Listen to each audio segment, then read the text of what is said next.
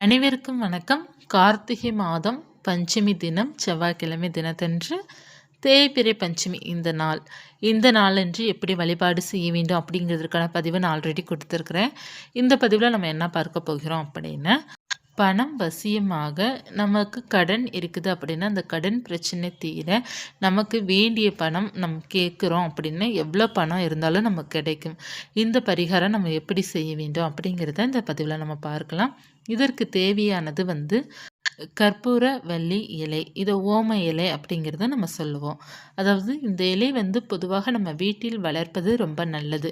அதாவது பொதுவாக எல்லோருமே குழந்தைங்கள் இருக்கிற வீட்டில் கட்டாயமாக ஓம வள்ளி இலை வச்சுருப்பாங்க.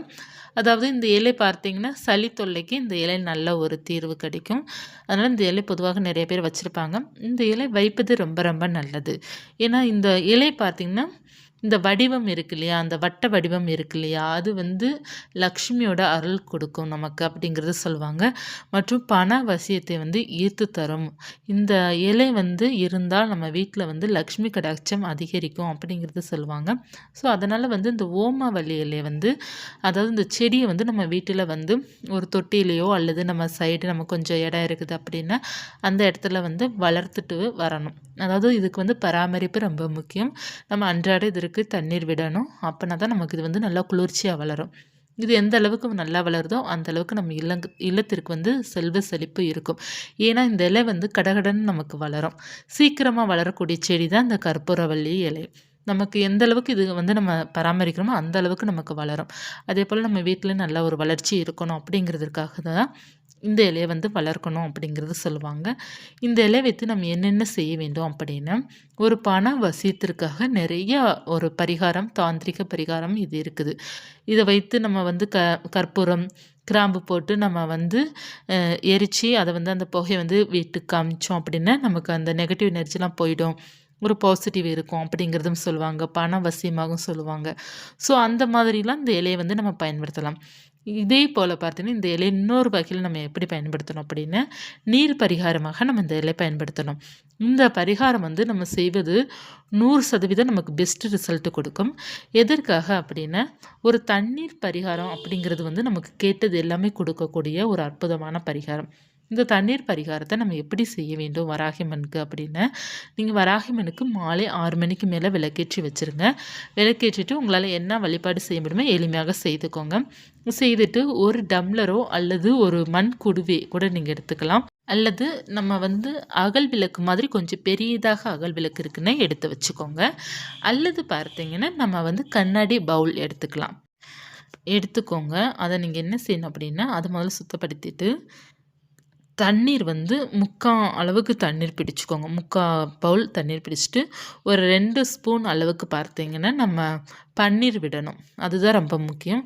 பன்னீர் விட்டுட்டு ஏலக்காய் ஒரு துண்டை நல்லா நச்சுக்கோங்க, அதாவது இடிச்சுக்கோங்க. ஏலக்காய் துண்டு, கிராம்பு துண்டு 2 இடிச்சுக்கோங்க. அடுத்து பச்சை கற்பூரம் கொஞ்சம் நீங்கள் இடிச்சுக்கிடணும். அடுத்து பார்த்தீங்கன்னா மஞ்சள் தூள் ஒரு சிட்டிகை அளவு நீங்கள் சேர்த்து மொத்தமாக நீங்கள் இடித்து இதை நீங்கள் இந்த தண்ணீரில் கலந்துக்கிடணும்.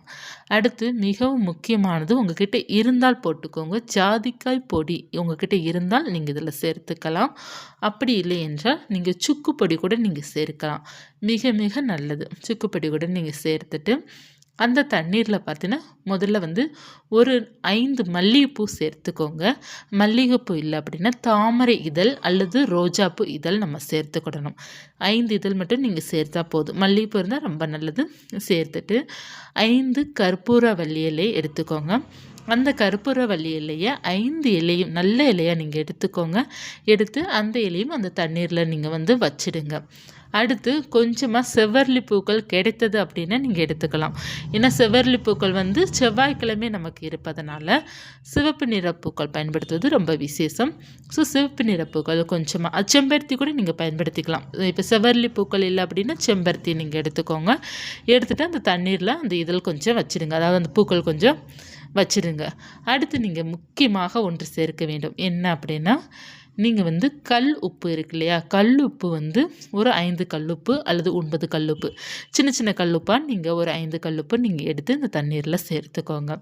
சேர்த்துட்டு அந்த தண்ணீரை உங்கள் கையில் வச்சுக்கோங்க. உங்கள் உள்ளங்கைக்குள்ளே வச்சுட்டு வராகியம்மனுடைய மந்திரம் இருக்குது பார்த்தீங்களா? ஓம் வம் வராகி நமக இந்த மந்திரம் சொல்லலாம்.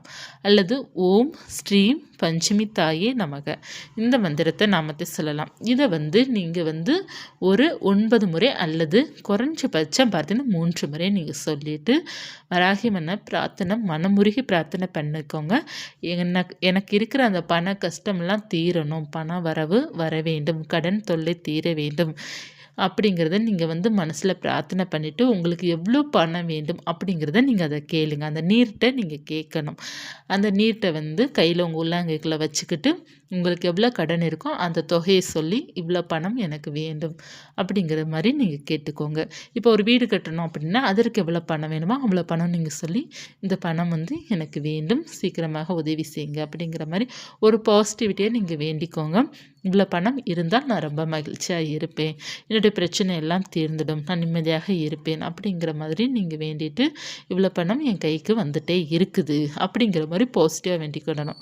அதாவது இவ்வளோ பணம் என்னை என்கிட்ட சேருது, என்கிட்ட இருக்குது அப்படிங்கிற மாதிரி பாசிட்டிவாக நீங்கள் வேண்டிக்கோங்க. முதல்ல கேட்கணும், எவ்வளோ பணம் உங்களுக்கு வேணுமோ அதை கேட்டுட்டு இவ்வளோ பணம் என்கிட்ட வந்துட்டே இருக்குது அப்படிங்கிற மாதிரி பாசிட்டிவாக வேண்டிட்டு நீங்கள் அதுக்கப்புறம் அந்த தண்ணீரை எடுத்து உங்கள் பூஜை அறையில் வராகியம்மன் படம் இருக்குன்னா படத்திற்கு முன்னாடி நீங்கள் வச்சுருங்க. அப்படி இல்லைன்னா வடகிழக்கு மூலை நம்ம வீட்டில் கட்டாயமாக இருக்கும் இல்லையா, பூஜை அறையில் வடகிழக்கு மூலையில் அல்லது மொத்தம் வீட்டில் வடகிழக்கு பகுதி இருக்கும் இல்லையா, அந்த பகுதியில் இந்த நீரை வச்சுடுங்க. வச்சுட்டு மறுநாள் நீங்கள் எடுத்து சாயங்காலமாக அல்லது காலையில் எடுத்து இந்த நீரை நிலைவாசல் கிட்ட தெளிச்சுட்டு நீங்கள் அந்த நீரை கல்படாத இடத்துல நீங்கள் ஊற்றிடலாம். பெஸ்ட்டு ரிசல்ட் கொடுக்கும் இந்த பரிகாரம். இதை செய்து பாருங்கள். செவ்வாய்க்கிழமை மாலை 6 மணிக்கு மேலே இந்த பரிகாரத்தை நீங்கள் செய்து பாருங்கள். வராகியம்மன் அருளோட வாழ்க்கை வசந்தமாக மாறும். உங்கள் வாழ்க்கை கொஞ்சம் கொஞ்சமாக மாற்றம் நிச்சயமாக இருக்கும். நம்ம நம்பிக்கையுடன் இருக்கணும். நம்ம எந்த அளவுக்கு நம்பிக்கையாக இருக்கிறோமோ அந்த அளவுக்கு நம்ம நல்லா இருப்போம். ஏன்னா நம்ம வாழ்க்கைக்கு தேவையானது நம்பிக்கை மட்டுமே. அந்த நம்பிக்கை இருக்க தான் நம்ம வாழ்க்கை எவ்வளோ பிரச்சனைகள் இருந்தாலும் சரியாகுவதற்கான வாய்ப்புகளையும் நமக்கு தரும் மற்றும் ஒரு பாசிட்டிவிட்டி நமக்கு கொடுக்கும். நம்பிக்கையும் ரொம்ப முக்கியம். அது மட்டும் கிடையாது, உங்களுக்கு பிரச்சனைகள் இருக்கு நீங்கள் கவலைப்பட்டீங்கன்னா இருந்துகிட்டே தான் இருக்கும். சரியாகும், நான் சரி பண்ணிடுவேன், எனக்கு சரியாகிட்டே இருக்குது அப்படிங்கிற மாதிரி பாசிட்டிவாக நீங்கள் நினைக்க சரியாகும். அதே போல் நிறைய பேர் அளவுக்கு அதிகமாக துன்பப்படுறதும் மற்றும் காயப்படுறதும் மற்றும் வேதனைப்படுறதும் ஒரே ஒரு விஷயம் என்ன அப்படின்னா கடன் தான். இந்த கடனால் தான் நிறைய பேர் வாழ்க்கை ரொம்ப வெறுமையாக போய்கிட்டு இருக்கிறது பிரச்சனை இந்த கடன் தான். அந்த கடன் நீங்கள் எப்படி சரி பண்ணணும் அப்படிங்கிறத நீங்கள் வராகியம்மன்கிட்ட மனமுருகி பிரார்த்தனை பண்ணுங்கள். அன்னை உங்களுக்கு சிறப்பான வழியை காட்டுவாங்க. நீங்கள் என்னென்ன ஃபாலோ பண்ணணும் அப்படிங்கிறது ஏதேனும் ஒரு மூலமாக உங்களுக்கே அந்த தகவல் கிடச்சிரும். ஸோ நீங்கள் என்ன செய்யணும் அப்படிங்கிறது வராகியம்மனே உங்களுக்கு எல்லாமே எடுத்து கொடுப்பாங்க. நம்ம கடனை அடைக்கணும், நம்ம என்ன செய்யணும், எவ்வளோ சம்பாதிக்கணும், எல்லாமே உங்களுக்கு ஏ டு இஜெட் எல்லா தகவலும் உங்களுக்கு அன்னையே அதற்கான சொல்யூஷன் உங்களுக்கு கொடுப்பாங்க. நமக்கு எதுவுமே புரியல, எதுவுமே தெரியல அப்படின்னா நம்ம அன்னைட்ட சரணாகதி அடைந்தால் அவங்க நமக்கு வழி நடத்தி செல்வாங்க. நிறைய பேருக்கு குழப்பமே அதுதான். என்ன அப்படின்னா நம்ம என்ன பண்ணணுன்னே தெரியலையே, இவ்வளோ கடன் இருக்குது என்ன செய்யணும்னு தெரியல, இவ்வளோ வீட்டில் பிரச்சனை இருக்குது என்ன செய்யணும்னு தெரியல, நான் என்ன பண்ணாலும் சரியாக மாட்டேங்குது அப்படிங்கிற குழப்பம் தான் அதிகமாக இருக்கும். நீங்கள் முதல் நாள் யோசிக்கும் போதும் உங்களுக்கு புரியாது, 2ஆம் நாள் யோசிக்கும் போதும் புரியாது. பல நாட்கள் நீங்கள் சிந்தித்து செயல்படுங்க, நிச்சயமாக அது புரியும். எப்போதுமே ஒன்று சொல்கிறேன், உங்களுக்கு அதிகமாக குழப்பங்களும் வேதனைகளும் இருக்குது அப்படின்னா நீங்கள் பூஜை ரூமுக்கு போங்க. நீங்கள் சுவாமி கும்பிட தேவையில்லை, சுவாமிக்கு விளக்கு ஏற்றணும் தேவையில்லை. போயிட்டு அந்த பூஜை அறையில் ஒரு 5 நிமிடம் உட்காருங்க. அது எந்த நேரம் இருந்தாலும் பரவாயில்ல, காலை நேரம் இருந்தாலும் பரவாயில்ல, மதிய நேரம் இருந்தாலும் பரவாயில்ல, இரவு நேரம் இருந்தாலும் பரவாயில்ல, நடுச்சாம 3 மணியாக இருந்தாலும் பரவாயில்ல. உங்களுக்கு எப்போல்லாம் அதிகமாக குழப்பங்கள் ஸ்ட்ரெஸ்ஸு இருக்குதோ அந்த நேரம் போயிட்டு அமைதியப்பட்டு பூஜை அறையில் ஒரு 5 நிமிடம் உட்காந்து பழகுங்க. உங்களுடைய வாழ்க்கையில் கொஞ்சம் கொஞ்சமாக ஸ்ட்ரெஸ்ஸு குறையும். அதற்கப்புறம் உங்களுக்கான சொல்யூஷன் கிடைக்கும். முதல்ல உங்களுக்குள்ளே இருக்கிற இந்த டிப்ரெஷனை குறைக்கணும்.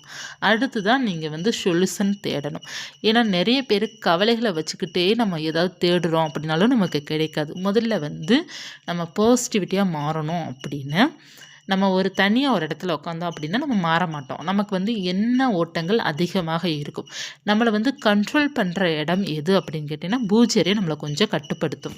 எதற்காக நம்மளை அந்த இடத்துல கண்ட்ரோல் பண்ணோம் அப்படின்னா பூஜை ரூமே ஒரு பாசிட்டிவான இடம். நல்ல ஒரு குட் வைப்ரேஷன் நமக்கு இருக்கும். பூஜை ரூமுக்குள்ளே போனாலே நமக்கு புல்லரிக்கும். பூஜை ரூமுக்குள்ளே போனாலே ஒரு பாசிட்டிவிட்டி இருக்கும். இறைவன் இருப்பது பொருள் ஒரு உணர்வு நமக்கு கிடைக்கும். ஸோ அப்போல்லாம் நம்ம என்ன பண்ணணும் அப்படின்னா, நமக்கு எப்போல்லாம் நம்மளை போட்டு கவலைகள் நம்மளை தாக்குது, எப்போல்லாம் நமக்கு வந்து ஒரு நெகட்டிவ் தாட் வருது, எப்போல்லாம் நமக்கு வந்து சோர்வாக இருக்குது, இந்த பிரச்சனையை நம்மளால் சரி பண்ண முடியல அப்படின்னு நினைக்கிறப்போ, நீங்கள் போயிட்டு பூஜையில் ஒரு 5 நிமிடம் அமைதியாக உட்காந்துடணும். சரிங்களா? நிக்கலாம் தேவை கிடையாது. நீங்க பாட்டுல உட்காந்துக்கலாம். உட்காந்துட்டு 5 நிமிடம் சுவாமி படங்கள் நீங்க எவ்வளோ படங்கள் வச்சிருக்கீங்களோ, அத்தனை படங்கள் பாருங்க. போயிட்டு அதுக்காக போயிட்டு உட்காந்து அழுகாதீங்க. அழுகுறத முதல்ல ஸ்டாப் பண்ணணும். ஸ்டாப் பண்ணிட்டு நீங்க போய் அமைதியா போய் முதல்ல உட்காருங்க. எண்ண ஓட்டங்கள் ஓடிக்கிட்டே இருக்கும். உங்களுடைய பிரச்சனைய சொல்லி ஓடிக்கிட்டே இருக்கும். அழுக வரும். கண்ட்ரோல் பண்ண முடியாது. இது நாள் அப்படித்தான் இருக்கும். அடுத்தடுத்து சரியா போயிடும். ஸோ நீங்க வந்து முதல்ல நம்ம அழுகக்கூடாது அப்படிங்கிறத நீங்க நினைச்சிட்டாலே நீங்க அழுக மாட்டீங்க. முதல்ல அழுக மாட்டீங்க. ஏன்னா நம்மளுடைய எண்ணம் தான் வெளிப்பாடு. சரிங்களா? நம்ம உள்ள வந்து நம்ம என்ன குடுக்குறோமோ அதுதான் வெளிப்பாடா நமக்கு வந்து வரும். நீங்க வந்து அழுகுற இடத்துல அப்படியே அழுகணும் நீங்க நினைச்சீங்கன்னா கண்ணீர் தட தடன்னு வந்துட்டு தான் இருக்கும். நான் அழுக மாட்டேன். எனக்கு தைரியம் இருக்கு அப்படிங்கிறப்போ உங்களுக்கு வந்து முதல்ல பாசிட்டிவா நீங்க மாற ஆரம்பிப்பீங்க. இறைவனுடைய படத்த உங்களுக்கு பிடித்த படத்த பாருங்க. உங்களுக்கு வராகியம்மன் பிடிக்குமா? அவங்கள பாருங்க. விநாயகர் பிடிக்குமா? அவங்கள பாருங்க. முருகர் பிடிக்குமா? அவங்கள பாருங்க. லக்ஷ்மி தாயார் பிடிக்குமா? அவங்களுடைய படத்த பாருங்க. எந்த கடவுள் உங்களுக்கு அதிகமாக பிடிக்குமோ அவங்களுடைய படத்த உற்று நோக்கி பாருங்க. உங்களுடைய மனம் வந்து கட்டுப்பாடு உங்களுக்கு கண்ட்ரோல் பண்ணும். அந்த கட்டுப்பாடு உங்களுக்கு வரும். அதற்கப்புறம் பார்த்தீங்கன்னா, மனச ஃபஸ்ட்டு ரிலாக்ஸ் பண்ணிட்டு, பாசிட்டிவிட்டியா நீங்க ஃபார்ம் ஆகுங்க. அதாவது பாசிட்டிவா நீங்க இருக்க முயற்சி பண்ணுங்க. முயற்சி பண்ண பண்ண உங்களுக்கான பிரச்சனைகள் என்னன்னு நீங்க யோசிங்க. அடுத்துதான் நீங்க பிரச்சனைய யோசிக்கணும். அதற்கான சொல்யூஷன் இறைவனே உங்களுக்கு குடுத்துருவாரு.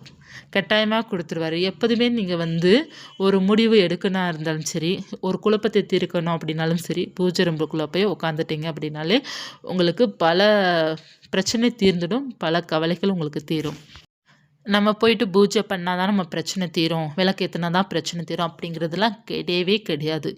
நமக்கான வழிகள் நம்ம தேடுறோம். நம்ம நல்லா இருக்கும்னு நம்ம நினைக்கிறோம். நம்ம பிரச்சனை தீர்க்கும்னு நினைக்கும்போதே நமக்கு அங்க தீர ஆரம்பிச்சிடும். முதல்ல நீங்க புரிஞ்சுக்கோங்க. ஏன்னா என் பிரச்சனைய சரி பண்ணணும் அப்படி நீங்க எப்போது நீங்க நினைக்கிறீங்களோ, அப்போதே அந்த பிரச்சனை சரியாக ஆரம்பிச்சிடுச்சு அப்படிங்கிறது அர்த்தம். எனக்கு பிரச்சனை இருக்கு, எனக்கு பிரச்சனை இருக்கேன்னு நெனச்சா நமக்கு சரியாகாது. என்னுடைய பிரச்சனைய நான் சரி பண்ணணும் அப்படிங்கிற வைராக்கியத்தோட நம்ம இருக்கும்போது, அது தானா சரியாகிட்டே வரும். எல்லாமே உங்க கையில தான் இருக்கு. உங்களுடைய சந்தோஷமும் உங்க கையில தான் இருக்கு. உங்க கவலையும் உங்க கையில தான் இருக்கு. உங்களுடைய வைராக்கியமும் உங்க கையில தான் இருக்கு. எல்லாமே உங்க கையில தான் இருக்குது. நீங்க நினைத்தால் மட்டுமே உங்க லைஃப் வந்து மாறும். நீங்க நினைத்தால் மட்டுமே நீங்க மகிழ்ச்சியா இருக்க முடியும். நீங்க நினைத்தால் மட்டும் தான் பணக்காரர் ஆக முடியும். ஸோ எல்லாமே நம்ம கையில இருக்கு. நம்மளுடைய பாசிட்டிவிட்டியில தான் இருக்கு. அதனால தான் பாசிட்டிவா இருக்கணும், பாசிட்டிவா இருக்கணும்னு சொல்றதுக்கு காரணம் அதுதான். வராகி பக்தர்கள் வந்து வராகியம்மன வழிபாடு செய்றத மட்டும் நீங்க வச்சிடக்கூடாது. உங்கள நீங்க மாற்றிக்கொள்ளணும். நீங்க உங்களுக்கு என்னென்ன தேவை அப்படிங்கிறத முதல்ல முடிவு பண்ணுங்க. எப்படி நம்ம வாழணும் அப்படிங்கிறத முடிவு பண்ணுங்க. எதுன்னு கத்துக்கோங்க. நம்ம வந்து சுவாமி கும்பிட்டா மட்டும் நமக்கு எல்லாம் சரியாயிடும்னு நீங்க நினைக்காதீங்க. கடவுள் வந்து நமக்கு எப்பவுமே சப்போர்ட்டா நீங்க வச்சுக்கோங்க. முயற்சி பண்ணுங்க. எல்லாமே உங்களுக்கு பெர்ஃபெக்ட்டா வந்து மாற ஆரம்பிக்கும். வராகியம்மன் பக்தர்கள் கட்டாயமாக தைரியமாக இருப்பீங்க. அது நல்லா தெரியும். இருந்தாலும் இன்னமும் உங்க வாழ்க்கையில வந்து முன்னேறிட்டே இருக்கணும் அப்படிங்கிறதுக்காக தான் இந்த பதிவு சொல்றேன். ஏன்னா நான் நிறைய என்னுடைய வாழ்க்கையில முன்னேறிட்டேன். அதே மாரி நீங்களும் முன்னேறணும். ஏன்னா நானும் ஒரு காலத்துல உங்கள மாதிரி தான் ஒரு சப்ஸ்கிரைபரா இருந்து நிறையா நம்மளுடைய பிரச்சனைக்கு என்னென்ன தீர்வு கிடைக்கும், என்னென்ன பண்ணா தீர்வு கிடைக்கும் அப்படிங்கிறதுக்கான பல குழப்பங்கள், பல கவலைகள், பல வீடியோஸ்லாம் நிறைய நான் பார்த்துருக்கிறேன். வாழ்க்கை கொஞ்சம் கொஞ்சமா எனக்கு புரிய வந்தது. இப்ப நான் எதுவுமே எனக்காக நான் பார்த்ததே கிடையாது. எனக்கு தெரியும் எனக்கு என்ன தேவை, நான் எப்படி இருக்கணும் அப்படிங்கிறது எல்லாமே எனக்கு இறைவன் கற்றுக் கொடுத்து விட்டாங்க. ஓரளவு எனக்கு தேவையானது மட்டும் நான் சொல்றேன். எனக்கு தேவையானது கற்றுக் கொடுத்துட்டாங்க. ஸோ பல கண்ணீர் விட்ட நாள்லாம் இருக்குது. பல குழப்பத்தில் இருந்த நாட்கள் இருக்குது. பல கவலைகள்ல அழுத நாள்லாம் இருக்குது. ஸோ அப்படிலாம் இருந்த நம்ம இப்படி ஒரு ஸ்ட்ராங்கா ஆயிட்டோம் அப்படின்னா, அதற்கான நிறைய போராட்டங்கள் நிறையா வந்து இருக்குது. அதனால தான் நான் இவ்வளோ ஸ்ட்ராங்கா இப்ப பேசுறதுக்கு காரணம் அதுதான். எல்லாமே நம்ம கையில தான் இருக்குங்கிறது இப்ப எனக்கு தெரிஞ்சு போயிருச்சு. வாழ்க்கையில பார்த்தீங்கன்னா, இப்பலாம் நான் யார்ட்டயுமே எதுவுமே கேட்கறதே கிடையாது. எந்த ஒரு வீடியோஸ் கூட நான் பார்க்குறது கிடையாது. அதாவது நான் பார்த்தீங்கன்னா, ரொம்ப ஆன்மீகத்தில எனக்கு ரொம்ப இன்ட்ரெஸ்ட்டு. அதாவது நான் முந்தி பார்த்தீங்கன்னா, என்னென்ன பரிகாரம் எவ்வளோ ஏகப்பட்ட பரிகாரம் நான் பண்ணியிருக்கேன். ஏகப்பட்ட பூஜைகள் நான் பண்ணியிருக்கிறேன். ஸோ, எனக்கு வந்து சொல்யூஷன் வந்து எதுவுமே சரியா கிடைக்கல. நான் எப்ப என்ன நான் மாற்ற ஆரம்பிச்சேனோ, நான் ஒரு பாசிட்டிவிட்டிக்குள்ள நான் போக ஆரம்பிச்சேனோ, நான் நிஜமா சொல்றேங்க, என்னுடைய பிரச்சனை அப்படியே தூசு மாரி பறந்துருச்சு. எல்லாம் சரியா போச்சு. ஏன்னா எப்ப நான் மாறுனேன், எப்ப நான் வந்து இத இப்படிதான் நம்ம கொண்டு போகணும். இத நம்ம இப்படிதான் பண்ணணும். ஒரு பிரச்சனையா இருக்கட்டும், ஒரு ஃபினான்சியல் பிரச்சனையா இருக்கட்டும், இல்ல மற்ற ஏதேனும் ஒரு பிரச்சனையா இருக்கட்டும், இப்படிதான் நம்ம அத ஸ்டெப் பண்ணி கொண்டு போகணும். இப்படிதான் நம்ம சரி பண்ணணும்.